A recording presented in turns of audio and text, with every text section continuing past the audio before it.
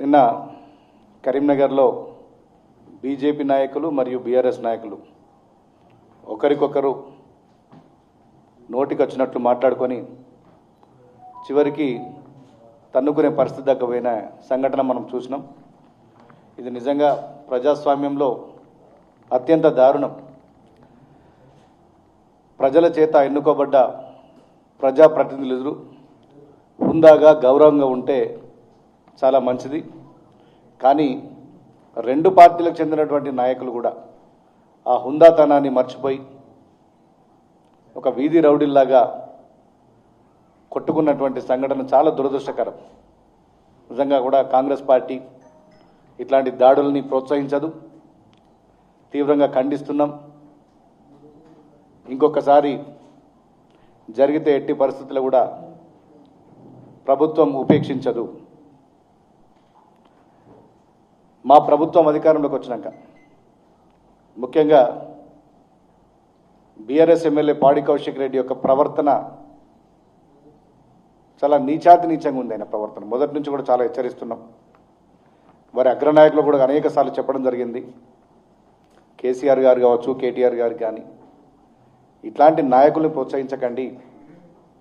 ఇట్లాంటి నాయకులను ప్రోత్సహిస్తే అది ఏదో ఒక రోజు మీ మెడ కూడా చుట్టుకుంటుంది, బాగుండదు. ప్రజాస్వామ్యంలో ఇట్లాంటి వ్యక్తుల్ని కానీ ఇట్లాంటి భాషను కానీ మనం ఎంకరేజ్ చేయొద్దు, ఇది మంచిది కాదని చెప్పి అనేక సార్లు హెచ్చరించడం. సాక్షాత్తు మన గౌరవ ముఖ్యమంత్రి రేవంత్ రెడ్డి గారిని కూడా పట్టుకొని నోటికి వచ్చినట్లు ఇష్టం వచ్చినట్లు ఏది పడితే అది మాట్లాడడం ఒక హీరో అనుకుంటుంటారు. కానీ జీరోలో అవుతున్న సంగతి వాళ్ళకి తెలుస్తలేదు. మీరు మాట్లాడే భాషను మీ తెలంగాణ ప్రజలు మొత్తం కూడా అసహించుకుంటారు. నిజంగా కేటీఆర్ గారు కూడా ఒక 4-5 సార్లు శాసనసభకి ఎన్నికైనటువంటి వ్యక్తి. ఆయన కూడా ఇటీవల జరిగిన వరంగల్ సభలో గౌరవ ముఖ్యమంత్రి గారిని పట్టుకొని ఇష్టం వచ్చినట్టు మాట్లాడడం నిజంగా ఇదంతా ఒక ఫ్రస్ట్రేషన్ పోతున్నట్టు అనిపిస్తుంది. ఎందుకంటే బీఆర్ఎస్ను ప్రజలు తిరస్కరించారు, మళ్ళీ ఇక ఎప్పుడు కూడా యాక్సెప్ట్ చేసే పరిస్థితులు లేదని చెప్పి ఆ ఫ్రస్ట్రేషన్లో, అధికారం పోయినటువంటి ఫ్రస్ట్రేషన్లో అటు కేటీఆర్ గారు కావచ్చు, ఆయన శిష్యుడు కౌశిక్ రెడ్డి కావచ్చు, తీవ్రమైన పదజాలంతో ముఖ్యమంత్రి గారిని ఇతర నాయకులను దూషించడం. మరీ కౌశిక్ రెడ్డి అయితే నిండు శాసనసభలో ఒక సీనియర్ దళిత నాయకుడు, అనేక సార్లు ఎమ్మెల్యేగా, ఎమ్మెల్సీగా, పార్లమెంట్ సభ్యునిగా ఎన్నికైనటువంటి వ్యక్తి, సుదీర్ఘకాలం మంత్రిగా పనిచేసినటువంటి కడియం శ్రీహరి గారి ఒక దళిత నాయకుడి పైన ఎంత నీచాతి నీచంగా ప్రవర్తించిందన్న సంగతి యావత్ తెలంగాణ ప్రజానీకమంతా చూసుకుంది. అది ఇప్పటికే శాసనసభ ఎథిక్స్ కమిటీ కూడా రిఫర్ చేయడం జరిగింది గౌరవ స్పీకర్ గారు. ఇట్లాంటి వ్యక్తి శాసనసభలో రాజకీయాల్లో ఉండడానికి అనర్హుడు. నేను స్పీకర్ గారికి ఒకటే విజ్ఞప్తి చేస్తున్నా, మా గౌరవ ముఖ్యమంత్రి గారు కూడా విజ్ఞప్తి చేస్తున్నా, తక్షణమే ఎథిక్స్ కమిటీ స్పీకర్ గారు కౌశిక్ రెడ్డి మీద చర్యలు తీసుకోవాలని ఏ విధంగా ఎథిక్స్ కమిటీకి పంపినరో ఆ ప్రక్రియని వేగవంతం చేసి కౌశిక్ రెడ్డిని తక్షణమే శాసనసభ సభ్యుడికి అనర్హుడిగా ప్రకటించాలని చెప్పి డిమాండ్ చేస్తున్నాను నేను. ఎందుకంటే రాజకీయాల్లో హుందాతనం ముఖ్యం, చాలా గౌరవంగా ఉండడం ముఖ్యం. ఎదుటి పార్టీలు ఏదైనా విమర్శ చేస్తే కూడా హుందాగా స్వీకరించి వాటికి సమాధానం చెప్పడం ముఖ్యం. ప్రజాస్వామ్యంలో ఆరోగ్యవంతమైన చర్చలు అవసరం. కానీ ఇట్లాంటి పిచ్చి పిచ్చి ప్రేలాపాలు, పిచ్చి పిచ్చి మాటలు మాట్లాడితే బీఆర్ఎస్ నాయకుల్లాగా ప్రజల తిరస్కరణకు మరొకసారి గురవుతారు. ఇప్పటికైనా మాజీ ముఖ్యమంత్రి కేసీఆర్ గారు మీ కొడుకును అదేవిధంగా కౌశిక్ రెడ్డిని కట్టడి చేయకపోతే మీ భారత రాష్ట్ర సమితి భారీ మూల్యం చెల్లించుకోక తప్పదు తెలంగాణ సమాజంలో. ఎందుకంటే తెలంగాణ ప్రజలు ఇట్లాంటి భాషను కానీ హింసను కానీ తెలంగాణ ప్రజలు ఎప్పుడు యాక్సెప్ట్ చేయరు, భవిష్యత్తులో కూడా ఎట్టి పరిస్థితులు కూడా యాక్సెప్ట్ చేయరు. మితిమీరిన అహంకారం, భాష ప్రతి తెలంగాణ పౌరుడు గమనిస్తున్నాడు. ఒళ్ళు నోరు దగ్గర పెట్టుకుంటే నిన్నట్లాంటి దాడులు జరగవు. ఇప్పటికైనా ఈ దాడులకు, ఈ భాషకు ఫుల్ స్టాప్ పెట్టాలని చెప్పి నేను బీఆర్ఎస్ నాయకులను హెచ్చరిస్తున్నా. మేము కూడా చాలాసార్లు ఓపిక పెట్టినాం.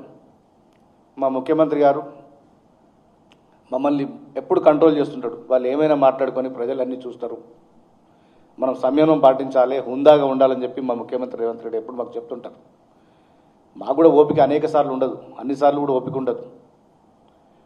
మీరు మాట్లాడే భాష మీరు మార్చుకోకపోతే నిన్న కరీంనగర్లో ఏ విధంగా అయితే దాడులు జరిగినాయో రేపు తెలంగాణ వ్యాప్తంగా ప్రజలే తిరుగుబడతారు. మేము నాయకులమో కార్యకర్తలమో మేము చేయాల్సిన పని కాదు. ఎందుకంటే మీ బాడీ లాంగ్వేజ్ ఎట్లుంది, మీ లాంగ్వేజ్ ఎట్లుంది, అది వెంటనే మార్చుకోకపోతే తెలంగాణ ప్రజలు తిరగబడి కొట్టే రోజులు తెచ్చుకోకండి దయచేసి. నేను బీఆర్ఎస్ నాయకులకు చెప్తున్నాను. ఎందుకంటే 10 సంవత్సరాలలో రాష్ట్రాన్ని ఏ విధంగా దోపిడీ చేసిండ్రు, ఎన్ని దాడులు చేసిండ్రు, ఎట్లాంటి కల్చర్ తీసుకొచ్చిండ్రు తెలంగాణ రాష్ట్రంలో అనేది తెలంగాణ సమాజానికి అందరికీ తెలుసు. డ్రగ్స్ కల్చర్ తెచ్చిండ్రు, గన్ కల్చర్ తెచ్చిండ్రు. నేరెళ్ళ, మా సిరిసిల్ల దగ్గర నేరెళ్ళ లాంటి ప్రాంతంలో మీ ఇసుక వ్యాపారానికి అడ్డొస్తుందని చెప్పి దళిత సోదరులను ఏ విధంగా చిత్రహింసలకు గురిపెట్టిండ్రు. వాళ్ళు భవిష్యత్తులో పాపం కాపురాలకు కూడా పనిచేయలేటువంటి పరిస్థితిని మీ దుర్మార్గపు పాలనలో ఆ రోజు చేసిండ్రు. ఇట్లాంటివి కూడా తెలంగాణ ప్రజలు మర్చిపోలేరు. మళ్ళీ అట్లాంటి కల్చర్ తీసుకొస్తామంటే ఎట్టి పరిస్థితుల్లో ఇటు బీజేపీ నాయకులకు చెప్తున్నా, అటు బీఆర్ఎస్ నాయకులకు చెప్తున్నా, ఎట్టి పరిస్థితుల్లో కూడా తెలంగాణ సమాజం ఇది యాక్సెప్ట్ చేయదు. బీజేపీ వాళ్ళు కూడా వెస్ట్ బెంగాల్లో గెలిచినటువంటి అహంకారంతో తెలంగాణలో ఏదో చేద్దామన్నట్టు భ్రమలు ఉన్నారు. ఎట్టి పరిస్థితుల్లో తెలంగాణ అట్లాంటి వాటిని ఒప్పుకోదు. ఇక్కడ కాంగ్రెస్ పార్టీ పాలనలో మా ముఖ్యమంత్రి రేవంత్ రెడ్డి గారి నాయకత్వంలో ప్రజలు చాలా సంతోషంగా ఉన్నారు. మరొక 5 ఏళ్ళు కూడా మాకు ముఖ్యమంత్రి గారు రేవంత్ రెడ్డి గారే ఉండాలి, కాంగ్రెస్ పార్టీ ప్రజాప్రభుత్వమే ఉండాలని చెప్పి ఇక్కడ కోరుకుంటున్నారు. బీఆర్ఎస్ హయాంలో ఎన్నో నిర్బంధాలు చూసినాం. కనీసం ఫోన్లలో మాట్లాడుకునే స్వేచ్ఛ లేకుండా ఆనాటి బీఆర్ఎస్ నాయకులు ఆ రోజు ఒక నియంత్రణతో పోకడలతోటి, నిరంకుశ విధానాలతోటి హిట్లర్ను తలపించే విధంగా ఆ పరిపాలనను తెలంగాణ ప్రజలు ఇంకా మర్చిపోలేరు, మర్చిపోరు కూడా. ఎందుకంటే తెలంగాణ ప్రజలు ఆకలినైనా భరిస్తారు కానీ ఆత్మగౌరవాన్ని భంగపరిస్తే క్షమించరు తెలంగాణ ప్రజలు. మరి తెలంగాణ ప్రజల ఆత్మగౌరవాన్ని కించపరిచే విధంగా, తెలంగాణ ప్రజల యొక్క ఆత్మవిశ్వాసాన్ని కించపరిచే విధంగా గత 10 సంవత్సరాలు మీరు పరిపాలించండ్రు. మీలాంటి నాయకత్వాన్ని ఎవరు కోరుకోరు. మీరన్నీ ఒక భ్రమలు ఉంటుండ్రు, కాంగ్రెస్ పోవాలి, బీఆర్ఎస్ రావాలని. అది ఎవ్వరు కోరుకుంటారు? ఒక మీ కుటుంబం తప్ప, మీ కులం కోరుకుంటుంది, మీ కుటుంబం కోరుకుంటుంది తప్ప తెలంగాణ ప్రజలు ఎవరు కోరుకోవట్లేదు.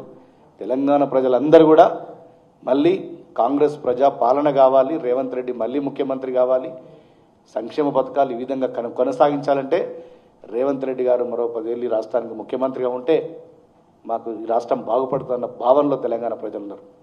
దేశంలో మనం చూస్తున్నాం ఎక్కడా లేని విధంగా సంక్షేమ పథకాలు. రైతు రుణమాఫీ, 2 లక్షల యొక్క రుణమాఫీ, రైతు భరోసా, వాళ్ళు ఇచ్చిన దానికంటే 1000 రూపాయలు అదనంగా మేము ఇలా రైతు భరోసా ఇస్తున్నాం. రైతులకు బోనస్ ఇస్తున్నాం కాంగ్రెస్ పార్టీ ప్రభుత్వం.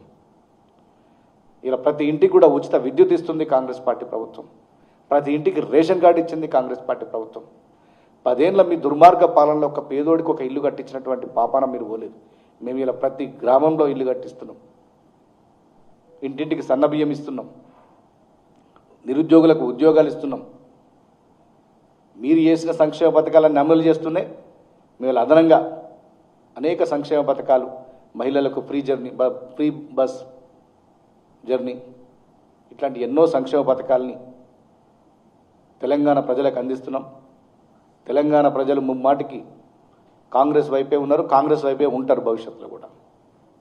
అనవసరమైన పగటి కళలు మానేసి ఇట్లాంటి పిచ్చి పిచ్చి దాడులకు, విధ్వంసాలకు, కారుకూతలకు ఇక్కడ స్థానం లేదని చెప్తూ నిన్న జరిగిన సంఘటనలు మొత్తం బీఆర్ఎస్ పార్టీ నాయకులే బాధ్యత వహించి బహిరంగంగా క్షమాపణ చెప్పాలి. ఇట్లాంటి భాష మేము ఉపయోగించమని చెప్పాలని చెప్పి డిమాండ్ చేస్తూ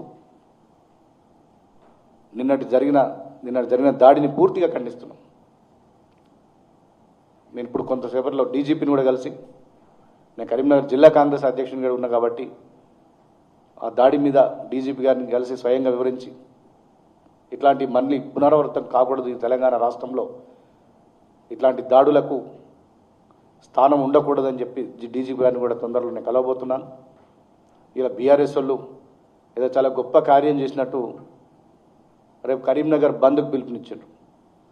ఈ బంద్లో ఎవ్వరు కూడా పాల్గొనొద్దు. ఒక వ్యక్తి కౌశిక్ రెడ్డి అనే వ్యక్తి ఆయన నోటి దురుస్తోటి బాగా బలిపెక్కి మాట్లాడి ఆయన మీద తెచ్చుకున్న దాడి తప్ప ఇది తెలంగాణ ప్రజలకు కానీ కరీంనగర్ ప్రజలకు కానీ సంబంధం లేనటువంటి విషయం.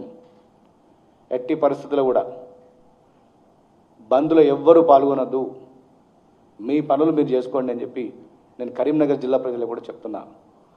ఇది కేవలం ఒక వ్యక్తి యొక్క నోటి దురుసు వల్ల వచ్చినటువంటి విషయం. కరీంనగర్ ప్రజలకు సంబంధం లేని విషయం, తెలంగాణ ప్రజలకు సంబంధం లేని విషయం. ఈ బంద్లో ఎవ్వరు కూడా పాల్గొనొద్దని చెప్తూ సెలవు తీసుకుంటున్నాం. Thank you.